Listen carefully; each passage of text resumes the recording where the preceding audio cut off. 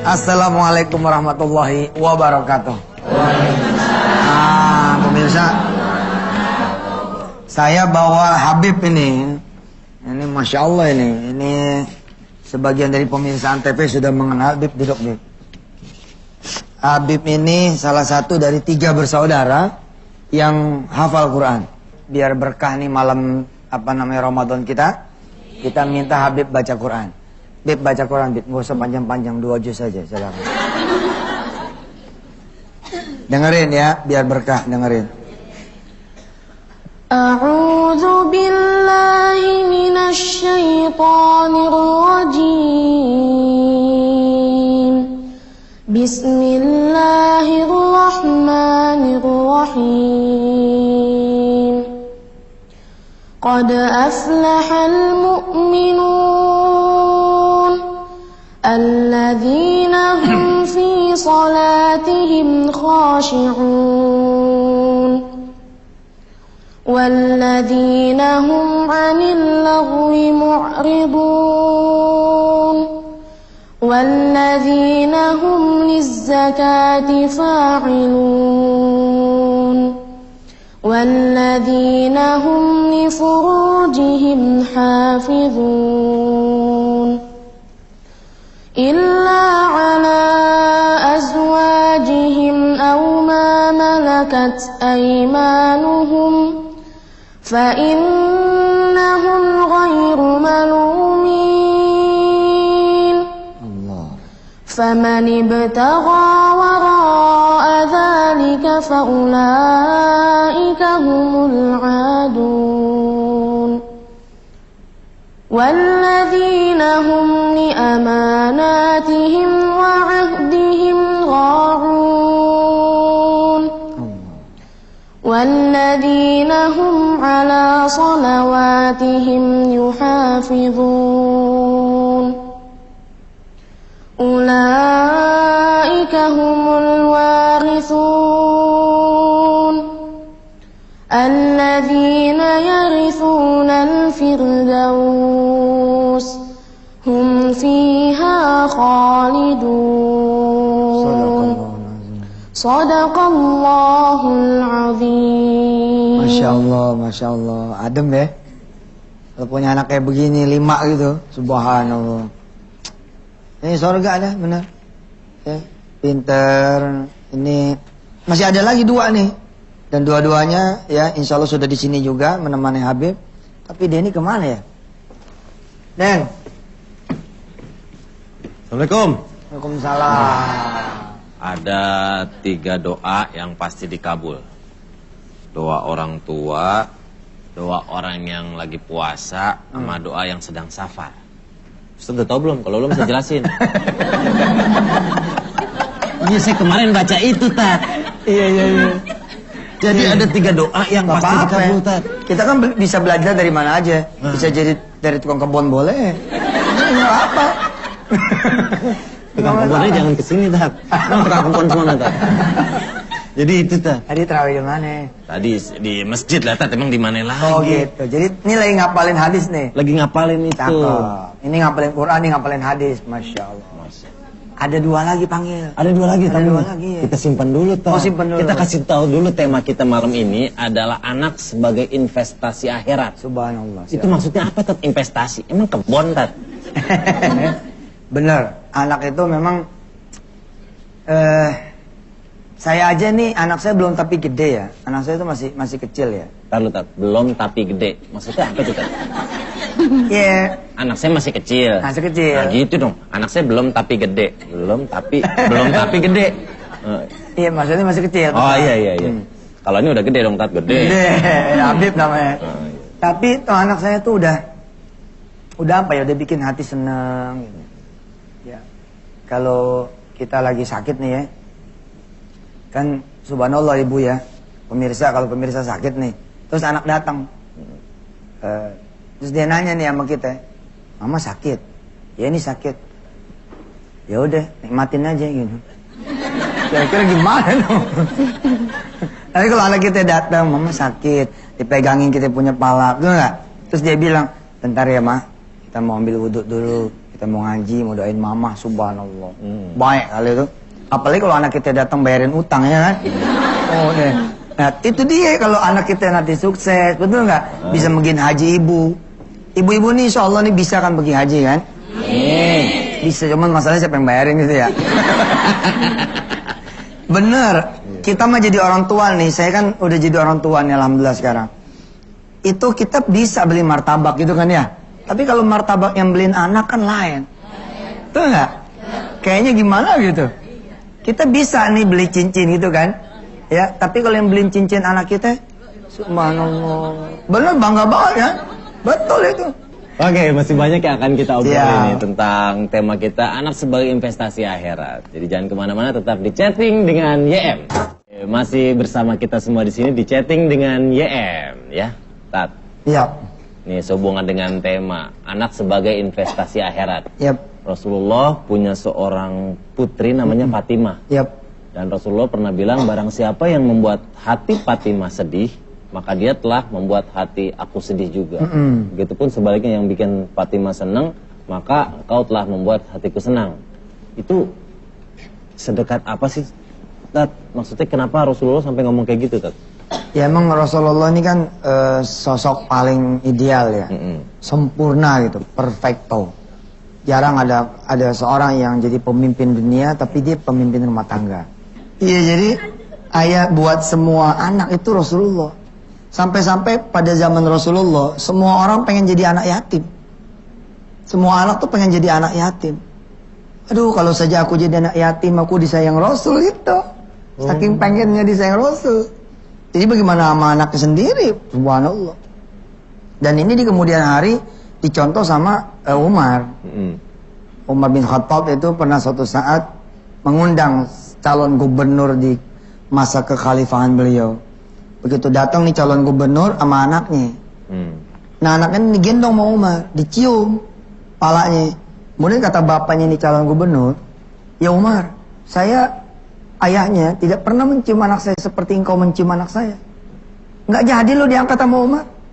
Apa kata Umar, bagaimana kamu bisa mencintai warga kamu kalau terhadap anak kamu sendiri kamu tidak pernah mencintai? Subhanallah. So, kayak gitu tuh. Tuh, luar biasa. Nah yang lebih luar biasa lagi adalah kalau kita bisa mencintai anak orang lain. Nah, kalau ngelihat pergaulan sekarang, Tat, koran, TV, ada yang malah sebaliknya, ada anak sampai tega membunuh orang tuanya. Itu salah pergaulan atau salah didik tuh, Tat? Ini emang jawabannya dari multidimensi ya, multi side. Jadi dari mana aja kita juga punya piutang terhadap satu kejahatan gitu loh. Jadi kadang-kadang belum tentu kejahatan itu terjadi karena kesalahan dia sendiri, bisa jadi karena kesalahan kita. Ada tetangga barangkali yang tidak dibantu oleh kita, terus dia akhirnya jadi pemarah. Ya kemudian dicincang anaknya karena merasa nggak ada yang bantu. Banyak terjadi peristiwa seperti itu.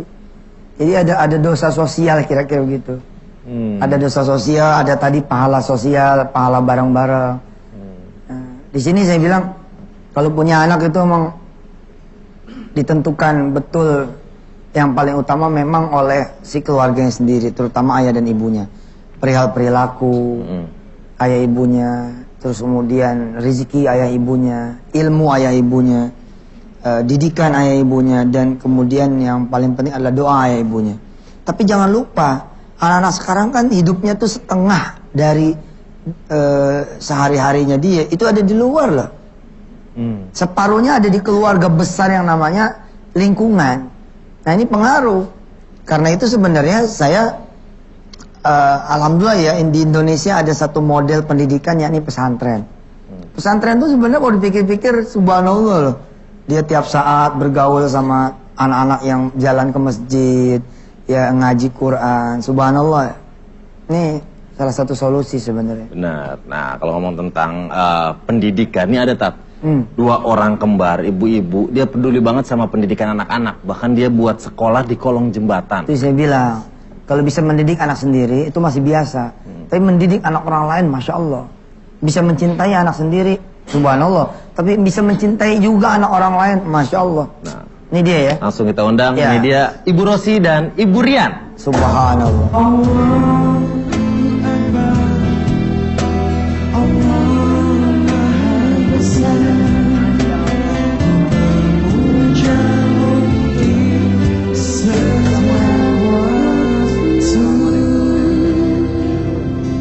Masya Allah ya. Keajaiban Allah nih. Nih. Kembar sampai tua. Iya betul. Ya iya tuh temannya kembarnya sampai tua kan. Kecil kembar tuanya bisa ya. Ini kembar sampai nenek-nenek. Tapi masih cantik ya Nek. Masih cantik. Ini mah bukan nenek-nenek nih. Ini nenek-nenek lah. Nini. Kalau Mbak Rosi yang mana ya? Saya. Oh Mbak Rosi ini Mbak Rian. Iya. Soalnya yang bedain apa sih apanya? 5 menit. 5 menit kan terpautnya. Oh bedanya usianya 5 menit. Jadi di dalam yang menang keluar duluan Sweet. Tapi nggak pernah ribut ya kalau orang Enggak. gitu. Dari kecil enggak. Subhanallah ya. Kita ngobrol tentang pendidikan. Ibu kan punya sekolahan ya? Iya, Nah, alhamdulillah. nama sekolahnya apa Bu? Sekolah Darurat Kartini. Sekolah Darurat Kartini. Masya Allah. Itu di kolong Kolong jembatan. jembatan 5. Sekarang tinggal 1 karena sudah digusur. Ya Allah. Iya. 5 jembatan. 5 Iya, tempat. Terus sekarang tinggal 1 aja. Karena yang 4 digusur. Iya. Ya Allah. Tapi ya enggak apa-apa. Kan Apa-apa. tetap ada sekarang di situ ada PAUD, TK, SD, SMP, SMA. Tahun ini kita mendirikan SMK Batik. SMK Semuanya Batik. enggak bayar. Di bawah jembatan lah ya. Iya. Di pinggiran rel kereta. Oh pinggir kereta. Jadi kalau ada kereta lewat tulisan gitu dong. Berhenti dulu di mulutnya. Oh. Mulutnya ini berhenti ngajarnya. Oh lagi ngajar Tat, kereta lewat berhenti dulu. Iya, diem Udah dulu. lewat ngomong lagi. Iya. Kita balik lagi berhenti lah. 5 menit sekali. 5 menit sekali padahal itu. Oh. Ibu rasanya gimana melihat, kan udah lama ya. Iya. Terus gimana ngelihat anak-anak, ada nggak yang kemudian sukses balik lagi? Alhamdulillah. Oh enggak, sudah sukses, sudah berangkat. Dan Nggak, maksudnya balik lagi cium datang tangan lagi. ibu terus Oh, iya. bilang apa yang bisa saya bantu lagi. iya, banyak. Karena kita sudah 22 tahun di Jakarta. Allah. Panggilan hati. Jadi membuat sekolah Darurat Kartini wadah bagi anak-anak terlantar, anak jalanan, anak-anak marginal berbasis TPA. Masya Allah. Karena kami seorang muslim, jadi kita berbasis TPA. Sekarang ada berapa? Oh, muridnya sedikit, sekarang tinggal 509. Oh, 500. Kalau tempatnya se Indonesia jadi udah ada. Oh, di Indonesia kita punya tempat-tempat seperti itu 92 titik. Subhanallah, 92 titik. Semuanya di kolong jembatan. Bu? Enggak, di pedalaman. Oh, di Di pedalaman. terpencil, di perbatasan. Seperti itu. Ya, emang harus ada ya, karena emang sekarang sekolah tuh mahal. Mahal. Sakit juga mahal. Kita sediain obat juga untuk mereka, sekolahan. anak-anak. Makan juga. Makan juga? Iya. Wow. Itu rezekinya bagaimana ceritanya itu? Allah yang kasih. Allah Iya, yang ceritanya kasih. bagaimana tuh? Kebetulan kita punya sawah. Sawah. Nah, sawahnya itu berasnya untuk makan. Allah. Iya. Ya, gimana? lewat. Mana lewat? Maksa. Mau lewat? Mana lewat? Oh, Ya udah deh. Keretanya.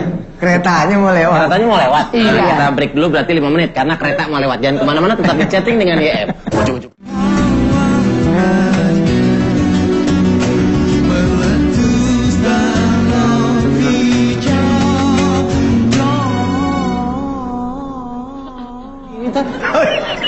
Harusnya meletusnya bukan door, meletus balon hijau dot.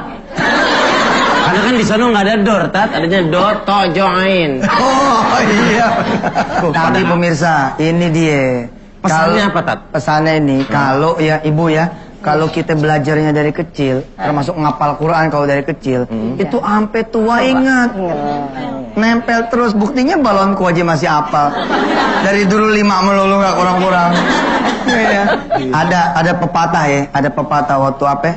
Kalau belajar di waktu kecil. Nah, itu ada lagunya juga tuh. Coba gimana?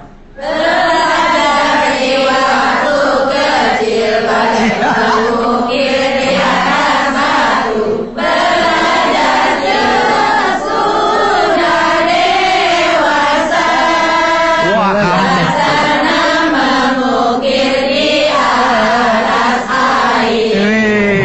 Cari bel, cari bel. Cherry Bell kalah sama ibu-ibu semua. Belajar di waktu kecil laksana mengukir di atas batu. awet. Awet. Tapi belajar ketika dewasa bagai laksana mengukir di atas air. Air tat bentar-bentar hilang, bentar hilang. Ini dia yang kita mau panggil saudaranya dari Habib. Nah. Ya ada Fahmi, Namira, dan ibunya. Ibu Ani. Kita panggil mereka ini, beliau-beliau ini. Tepuk tangan Subhanallah. untuk tamu kita berikutnya. Muhammadku, dengarlah seruanku. Aku rindu padamu Muhammadku, Muhammadku, Muhammadku.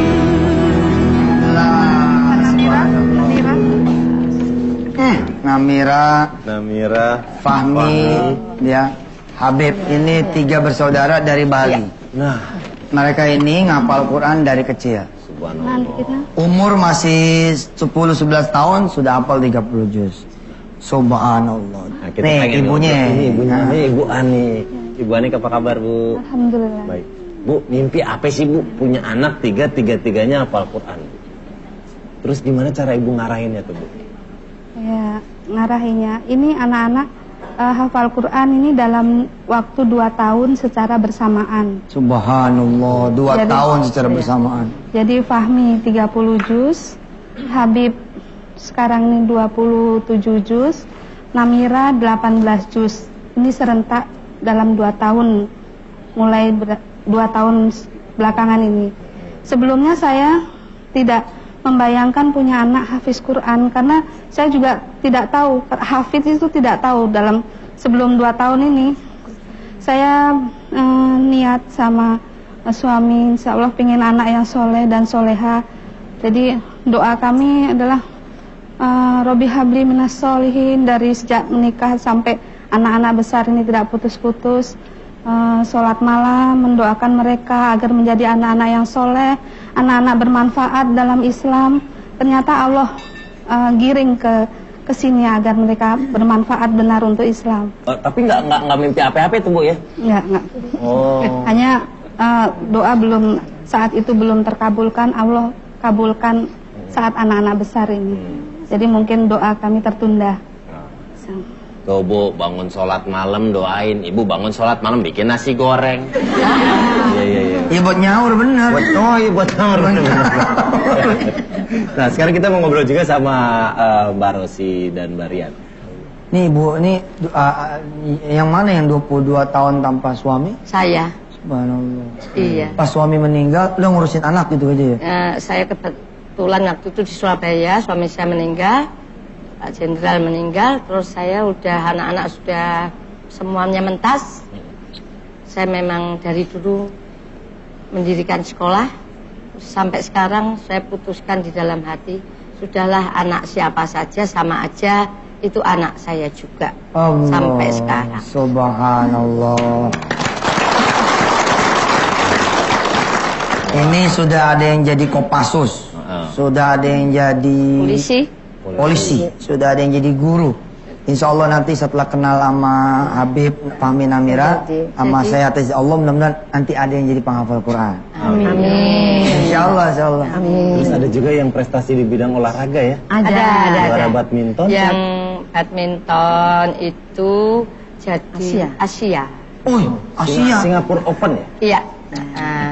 Tuh, dari situ dari kolong jembatan. Sama belajar. judo. Judo yang dari pinggir kali. Pinggir kali. Kalau yang badminton itu yang dari Ciamis. apa? Rome. Wah, Fahmi, Namira, Habib nih. Kalau yang di kolong jembatan aja bisa kayak begitu, kalau yang di pinggir kali aja bisa kayak begitu, bagaimana yang di atas jembatan? Mestinya lebih. Mestinya lebih. Sama yang di tengah kali, bagaimana tuh? Insya Allah kejebur. Ya mestinya lebih. Kali nganyut, tapi pas jembatan. Tapi ininya yang juga subhanallah. Bersama seluruh pengajarnya juga. Kalau kita yang ngajar juga belum tentu juga sih. Iya. Iya. Aduh, kereta lewat. Iya. Lewat terus keretanya. Jangan kemana-mana, kita masih akan ngobrol-ngobrol lagi, tetap di chatting dengan YM. Oke, kembali lagi di chatting dengan YM ya, masih dengan tamu-tamu kita yang luar biasa. Dan tema kita malam hari ini adalah tentang anak sebagai investasi akhirat. Tat, kita juga punya sketsa nih, Tat. Kita lihat ini. Kita lihat dulu.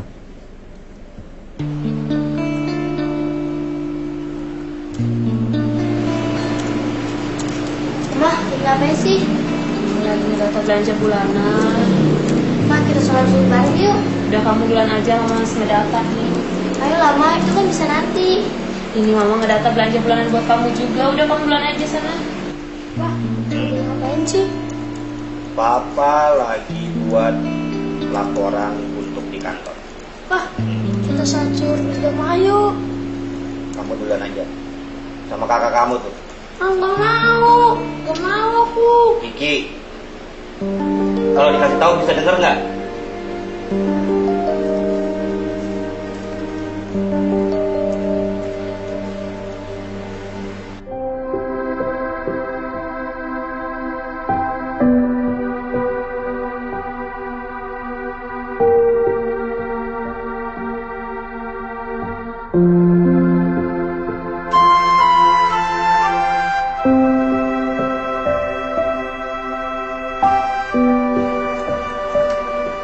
Pak, anak-anak kita pada kemana ya? Sepi banget.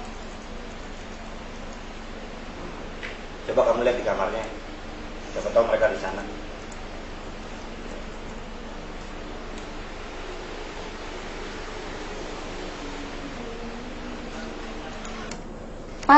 Pak, lihat sini. Ada apa? Lihat anak-anak kita. Mereka masih ingat menjalankan ibadah, sementara kita selalu diperbudak dunia. Ya sudah, kalau begitu kita sholat saja. Yuk. Ayo kita ambil air wudhu. Ibu-ibu ini juga luar biasa.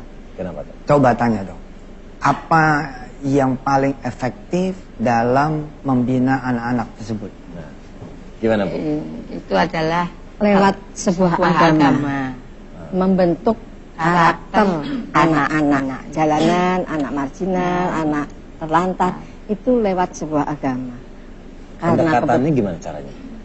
Ya setiap hari Setiap hari kita Kita- ajari kita- alif bata dulu, terus ngaji surat-surat, ngaji baru- Al-Quran. baru sholat. Nah, sekarang kita akan ngobrol sama 3 anak yang di mata saya luar biasa. Tat. Siap. Ada Fahmi. Fahmi, apa sih yang menginspirasi Fahmi sehingga menghafal Al-Quran, menjadi seorang hafiz Quran? Sebenarnya Allah telah berjanji kepada penghafal Quran bahwa syafaat dalam menghafalkan Al-Quran banyak sekali. Disebutkan dalam surat Al-Qamar, walaqad yassarnal Qur'ana lidzikr fahal min muddakir. Sesungguhnya Allah telah mudahkan Al-Quran, dan kenapa tidak ada yang mau ngambil pelajaran dari Al-Quran.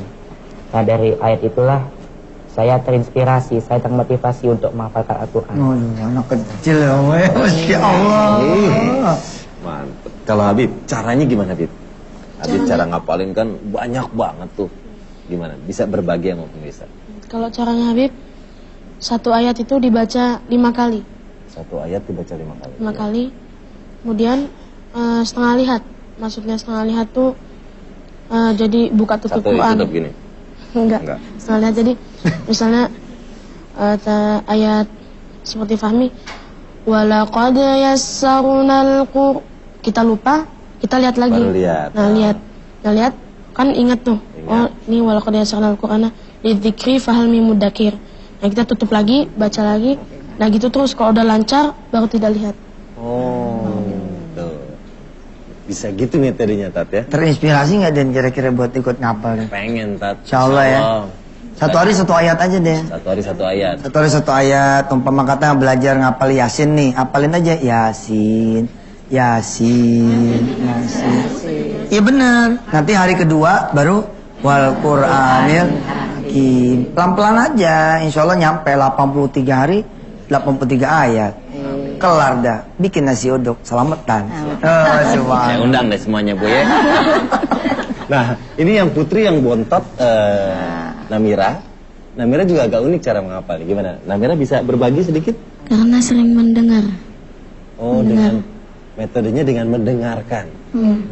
Sering mendengar. Iya, sambil main dia mendengarkan kakak-kakaknya ini menghafal Al-Quran. Jadi sebenarnya kakaknya yang ngapal, Namira yang Dengerin. Dengar. Tapi ikut apa? Tapi ikut jadi apa?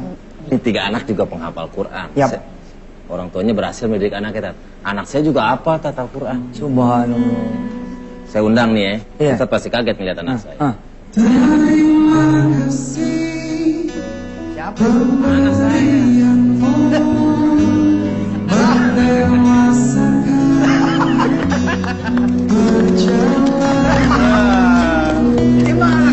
Ini mah anak aneh deh. Ya Allah, kagak bilang-bilang. Sini. Pemirsa, kita kasih surprise buka buat Ustadz Yusuf Mansur. Iya. Ini putrinya Ustadz Yusuf Mansur, namanya elah, Wirda. elah. Seorang habis Quran juga. Saya bingung deh, ini kan anaknya masih kecil, masih baik kok udah hafal Quran. Saya sempat bingung, wallahi saya bingung tadi. iya. Kok bisa begitu dia? Ternyata anakku yang diundang. Subhanallah. Sini. Ayah aku cium juga ayah. Aku kan kakaknya ya. Wirda, apa kalau tepuk tangan dong untuk Wirda? Akhirnya iya surprise ya. Wah jago dan subhanallah. Padahal ini rumah saya loh. Kok bisa saya ketipu juga ya? Wirda, apa kabar saya? Alhamdulillah. Sehat. Umurnya berapa sih? 11. 11. Nah, Tat, ini apa loh, Tat? Iya, subhanallah ini. Gimana, Tat? Cara ngajarinnya, cara ngarahinnya Wirda? Dia sendiri deh. Oh, Wirda gimana? Cara ngapalinnya Wirda gimana sih? Bisa berbagi? Sistem ngafalinnya tuh nggak dihafal tapi dilihat. Dilihat? Iya, satu baris tuh dilihat sambil dibaca berulang-ulang kali. Itu otomatis sudah nempel sendiri di otak. Otomatis udah nempel sendiri. Oh. Subhanallah. Kalau yang pintar otaknya Tat, saya lihat-lihat kagak nempel-nempel. Saya tempelin gini, bentar nempel. Saya lepas lah. Ya nggak Bu? Susah Bu ya? Oh. Enggak, kayaknya denger kita gampang-gampang banget Bu ya. Enggak, kalau saya mah yakin Denny belum melakukan yang sesungguhnya. Oh iya, penting niat ya. Kalau udah melakukan sesungguhnya nggak mungkin. Sebab tadi Fahmi bilang Allah udah janji mudahin Quran ini buat siapa yang mau pelajarinya. Bahkan jangan kaget deh, banyak orang di luar sana yang bukan muslim, banyak sekali yang bukan muslim dan dia hafal Quran. Banyak. Guru-guru besar di Harvard misalkan yang mengajar tentang Islamologi, itu banyak yang bukan muslim. Mereka memperlakukan Islam sebagai ilmu gitu ya. Dan mereka hafal. Ya kenapa kita tidak? Persoalannya adalah apa yang disebut oleh Denny ini adalah yang sebagian disebut oleh yang lain, bahwa sesungguhnya dia tidak pernah melihat Quran secara sungguh-sungguh. Begitu. Insya Allah Denny habis ini akan setoran sama Yusuf Mansur. Amin. Toto juga setoran sama Yusuf Mansur ya. Satu hari satu ayat aja. Lewat bebek. Oh iya. Saat saya udah hafal nih satu ayat. Coba Den. Nun. Tak nun itu ayat. Oh iya. Surah apa itu Beb? Al-Qalam. Surah Al-Qalam. Subhanallah. Iya deh. Ya, ada yang mau lewat dulu, kereta lewat lagi. Oke. Kita masih akan ngobrol-ngobrol, jangan kemana-mana, tetap di chatting dengan YM. Balik lagi di chatting dengan YM. Nah, kita ngobrol-ngobrol lagi di sini. Buat pemirsa, ada kalanya kebanyakan itu seorang anak sangat menginspirasikan orang tuanya. Tapi beda sama yang terjadi sama Ustadz Yusuf Mansur sama putrinya Wirda. Ini Ustadz Yusuf malah sangat terinspirasi oleh Wirda yang pernah mimpi ketemu sama Rasulullah. Ustadz pengen banget kayak gitu, tapi belum kesampaian. Wirda, bisa cerita nggak waktu itu gimana sih mimpinya? Awalnya itu bilang ke papa, "Pah, aku maunya ngafal sampai 15 juz saja, nggak mau sampai 30 juz." Selama beberapa menit kemudian saya ngambil air wudhu. Habis itu tidur baca Al-Muluk. Pas tidur nggak ada ritual apa-apa, langsung tidur baca Bismillahirrahmanirrahim, tidur. Pas itu mimpi lagi main ke pesantren sama adik. Lagi main ayunan, tiba-tiba ada dua orang kayak lampu nggak kelihatan datangin kita berdua. Dia ngucapin salam, "Assalamualaikum." Saya jawab "Waalaikumsalam." Terus saya lihat adik saya udah nggak ada lagi. Habis itu dia bilang, "Saya Abu Bakar." Saya kan kaget. Habis itu udah nggak diapa-apain, ya langsung ada di halaman belakang. Halaman belakang diajak masuk ke lorong, tiba-tiba udah putih semua. Saya nggak tahu itu ada di mana. Terus saya lihat ada satu buah rumah yang berbahan dari kayak batu hajar aswad, warnanya hitam mengkilap. Terus ada mutiara-mutiara warna emas di situ. Saya masuk, terus ditanyain sama satu orang lagi yang bukan Abu Bakar, kenapa kamu maunya ngafal sampai 15 juz, kenapa nggak mau sampai 30 juz, padahal Allah udah kasih kemudahan buat kamu dalam menghafal. Saya bilang, saya nggak yakin kalau saya bisa 30 juz, soalnya susah gitu kan. Kenapa kamu bilang susah, padahal itu mudah gitu. Akhirnya saya cuma diem aja. Terus diajakin keluar ke sebuah sungai di samping rumah itu. Di sana ada pohon mangga, tapi udah nggak ada kulitnya, langsung berbentuk mangga gitu, dagingnya yang menggantung di daun-daunnya. Habis itu saya wudhu di sana, diajakin sholat, tapi saya nggak tahu itu sholat apa. Pas sudah di akhir sholat itu, akhirnya yang orang tadi ngomong itu bilang, saya Nabi Muhammad.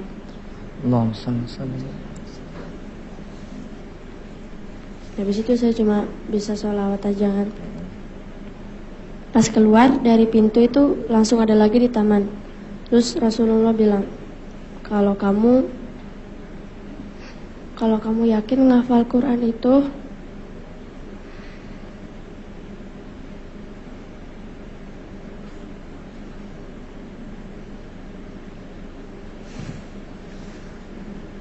luar biasa sekali ya ibu-ibu. Mungkin semua kita ingin mengalami mimpi bisa bertemu dengan Rasulullah. Iya, dan saya juga sempat nanya sama anak saya. Perasaan saya aja jadi ustadz nggak pernah ngimpi. Dan nanya sama dia. Bahkan dia waktu itu nulis dapat satu surat yang dia nggak boleh ngasih lihat ke orang lain. Dia bilang ini dari Nabi. Gitu. Dia bilang. Dan umurnya waktu itu sekitar 7 tahun. 7 tahun ya? Umurnya itu 7 atau 8 tahun gitu waktu itu. 2008 ya. Kalau sekarang 11 tahun berarti ya kira-kira 8 tahun lah. Iya. Subhanallah, saya bilang ya udah berarti kakak emang udah harus jadi penghafal Quran gitu. Mudah-mudahan. Nah waktu itu naik kelas 5 dia berhenti dulu dari sekolahnya, gabung sama Namira, Pami, Habib untuk menghafalkan Al-Quran. Saya minta doa dari pemirsa semua. Dan saya doakan juga mudah-mudahan para pemirsa punya anak-anak yang bisa hafal Quran, cucu yang hafal Quran, insya Allah. Kakak ada yang mau disampaikan barangkali? Gimana kalau adik-adik yang ini juga seperti tadi Tat? Jadi Ustadz baca surat apa, nanti dilanjutkan sama adik-adik kita yang ada di sini Tat. Gitu ya? Iya Tat. Namira siap? Siap ya, baik. Surah Al-Ahqaf masih apa lihat? Baik.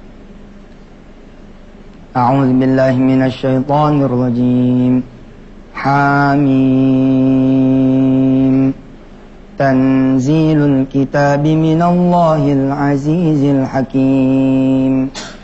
Ma khalaqnas samawati wal arda wa ma bainahuma illa bil haqqi wa ajalin musamma walladzina kafaru amma unziru mu'ridun. Silakan. Qul ara'aytum ma tad'una min dunillahi aruni madza khalaqu minal ardi am lahum syirkun fis samawati ituni bi kitabim min qabli hadza ituni bi kitabim min qabli hadza aw atharatin min ilmin in kuntum shadiqin. Ya, Pami, silakan terusin. Wa man adallu mimman yad'u min dunillahi man la yastajibu lahu ila yaumil qiyamah wa hum an du'aihim ghafilun. Sadaqallahul azim. Adem nih malam ini ya. Iya Tat. Subhanallah. Doain dong biar saya bisa ngimpi ketemu Rasul. Amin. Ibu kan ngurusin anak-anak ya. Ibu punya hak banyak loh ketemu Rasul tuh. Apa jangan-jangan udah pernah ketemu nih? Mudah-mudahan ya kita semua bisa ketemu Rasul. Yang nggak sempat ketemu di sini, mudah-mudahan ketemu beneran di padang mahsyar. Amin ya Allah, amin. Satu surga bersama Rasulullah. Karena Rasulullah bilang, pemirsa,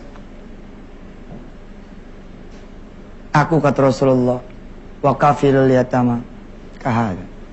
Aku sama orang-orang yang memelihara anak yatim, yang mengasihi anak yatim, orang susah, itu seperti ini. Allah Rasulnya nunjukin begini. Jadi dua jari yang nggak bisa dipisah.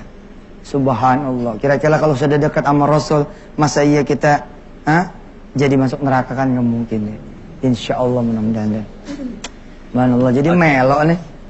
Luar biasa sekali. Subhanallah. Aduh, tema kita malam hari ini tentang anak investasi akhirat. Sepertinya harus sudah selesai. Saya mengucapkan terima kasih buat tamu-tamu kita episode kali ini. Teteh, saya dan Ustadz Yusuf Masud. Makasih buat ibu-ibu para pahlawan pendidikan untuk anak-anak jalanan. Subhanallah, betul. Juga Ibu Ani, juga putra-putrinya yang sudah hafal Quran. Dan terima kasih juga ya buat semua pemirsa yang sudah banyak membantu anak-anak jalanan, orang-orang miskin yang tidak terekspos di televisi. Dan sebagai penutup, biar anak saya baca Quran sebagai hadiah buat Indonesia semua. Amin. Sambil kita pamit undur diri, ya saya dan Denny mengucapkan selamat menunaikan ibadah puasa. Sampai ketemu lagi besok. Wassalamualaikum warahmatullahi wabarakatuh. Waalaikumsalam. أعوذ بالله من الشيطان الرجيم بسم الله الرحمن الرحيم وأنزلنا من السماء ماء بقدر فأسكنه في الأرض وإن على ذهاب به لقادرون فأنشأنا لكم به جنات من نخيل